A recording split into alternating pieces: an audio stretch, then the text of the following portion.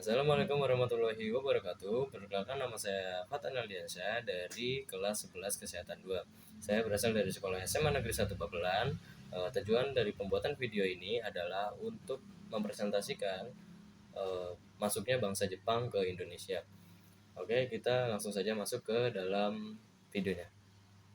Sebelum masuk ke Indonesia, tentara Jepang itu telah melakukan beberapa singgah di wilayah Asia Tenggara. Lalu pada tahun 1931, Jepang itu menaklukkan Manchuria. Dan pada tahun 1937, dunia itu mengalami krisis ekonomi yang melanda banyak negara. Tetapi Jepang itu berhasil mengantisipasi dampak buruk dari krisis ini, sedangkan Hindia Belanda atau Indonesia saat itu mengalami kekacauan ekonomi pada tahun 1938 sampai 1939.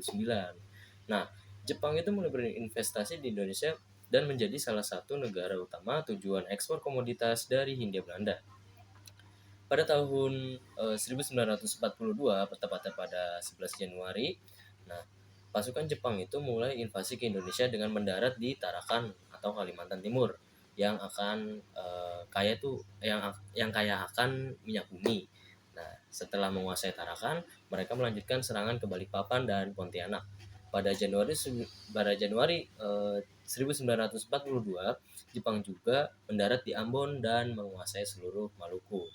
Lalu pada Februari sampai Maret, tepatnya di tahun 1942, serangan laut besar-besaran dilancarkan ke Pulau Jawa dengan Batavia atau yang sekarang disebut dengan Jakarta. Nah, ini tuh jatuh ke tangan Jepang pada tahun 1942, tepatnya di 5 Maret.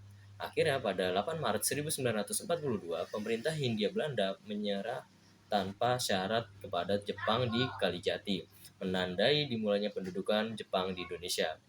Nah, apa sih sebenarnya jadi tujuan utamanya Jepang ke Indonesia? Jadi tujuan utama Jepang menduduki Indonesia adalah untuk menguasai sumber daya alam, terutama minyak bumi atau digunakan mendukung industri dan upaya perang mereka.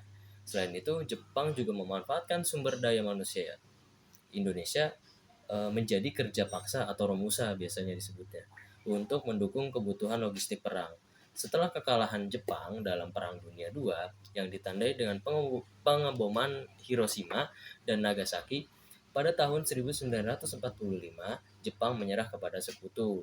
Penyerahan ini menyebabkan Jepang menarik pasukannya dari wilayah pendudukannya atau penjajahannya, termasuk Indonesia. Kesempatan ini juga dimanfaatkan oleh para pemimpin Indonesia untuk memproklamasikan kemerdekaan pada 17 Agustus 1945. Baik, itu saja dari presentasi video saya. Kurang lebihnya mohon maaf. Wabillahi taufiq wal hidayah. Wassalamualaikum warahmatullahi wabarakatuh.